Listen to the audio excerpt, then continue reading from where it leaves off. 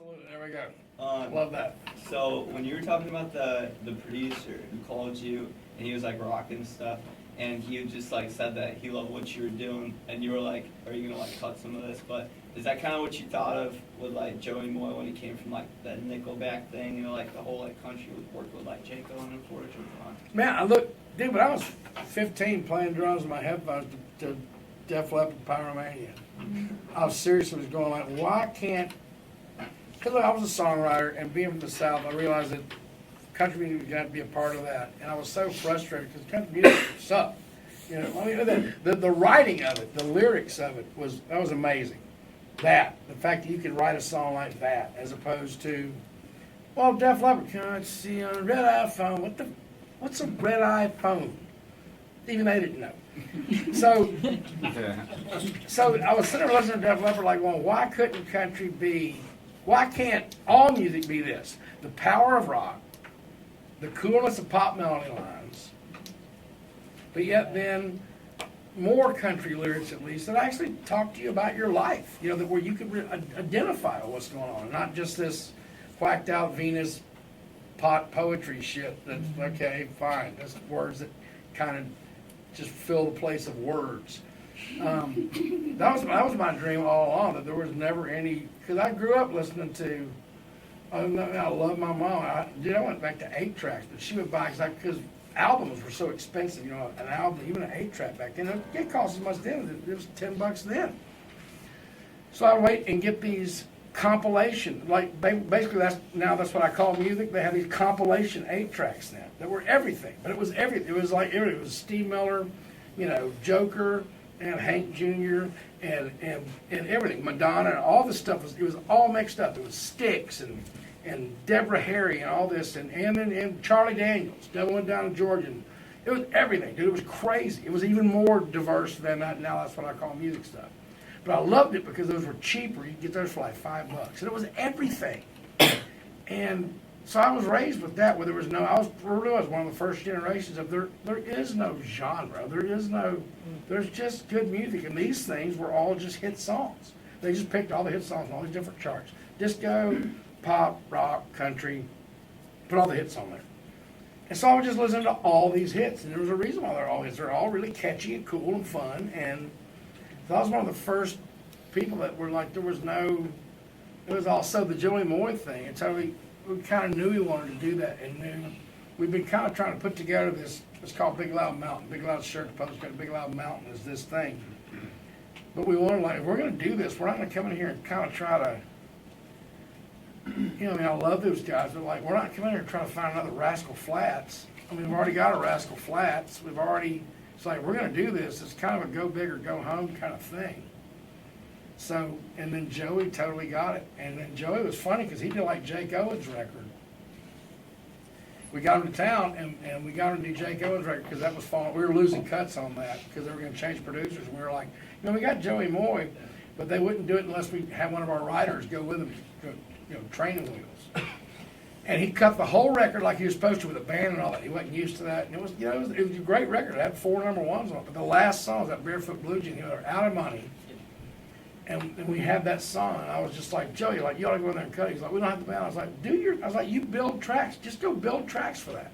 I was like, only instead of Nickelback. I was like, he was like, I hadn't got time. I was like, well, you're not doing Nickelback. You're not doing 40 guitar tracks for this. This is simple, dude.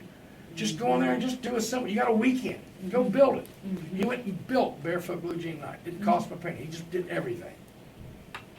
I'm one of the guys going, whoa, because we didn't have any background vocals.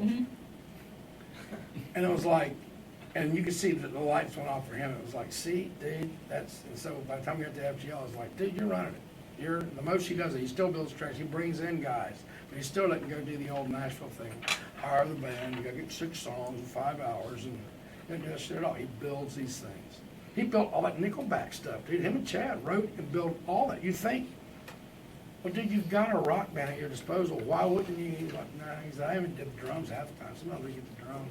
It's just like, so anyway, so I'm a big believer. Yeah, so I don't screw all those genres and screw walls. And once again, just that self-awareness of, I'm not going to get into that thing. We're going to do this country.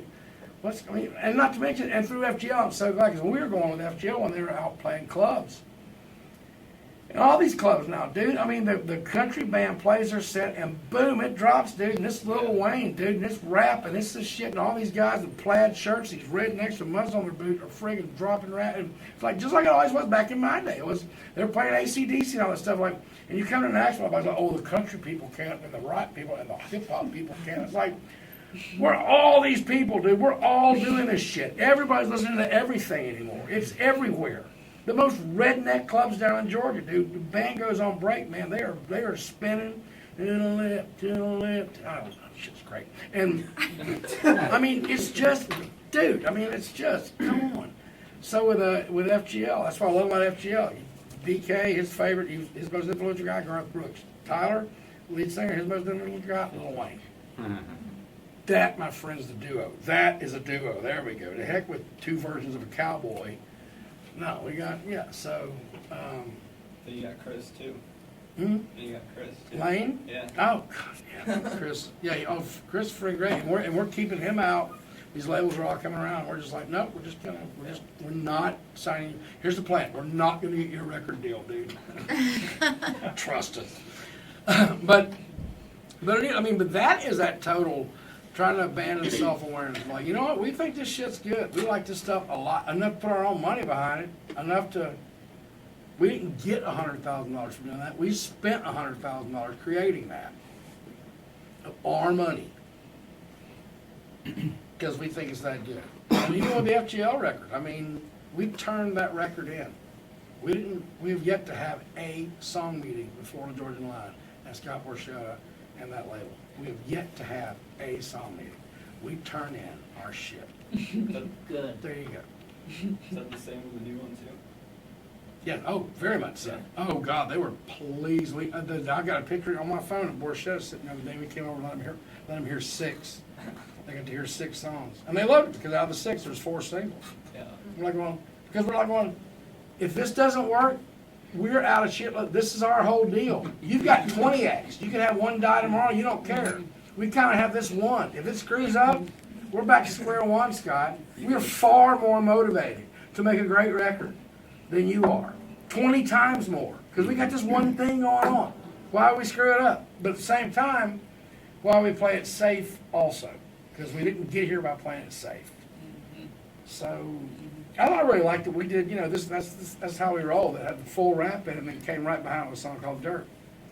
It's brilliant. It's beautiful. It's He's great. talking about Scott Borchetta, by the way, for people who don't know. He's the head of Big Machine Records, who obviously is your partner. Taylor Swift Yeah. and Tim McGraw. I mean, every label, there's always, labels in town are just like television networks. Every 5 or 6 years, all of a sudden, one is the network, got all the powerhouse shows.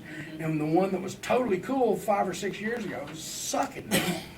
And then it just changes. So right now, it was Joe Galante, RCA, and all that stuff, and Scott Borchetta now is the master of time and space and all that crap. He's got the series. Hey, look, it's called Big Machine because it is a big machine. It's a lot of people that know their shit, and I mean, all props to him, man. He's running a serious. There's a lot of moving parts that go into that crap.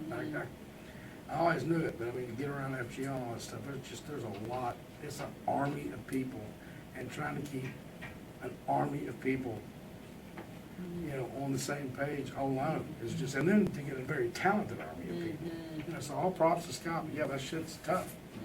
So I'd like to think we help. Like, man, you don't have to burn a lot of resources on us. That was our whole thing. We're going to bring you something ready to go. And just like where Chris is now, where FGL was, they're out there on the road now. We're already building an audience. You don't have to go out there and burn up all this money trying to get them on the radio to build an audience. We're out there burning up Chevy Tahoes, getting an audience. By the time we bring it to you, it'll be ready to go. By the time we brought Cruise and FGL in, it was selling 10,000 downloads a week, 20 the week they signed.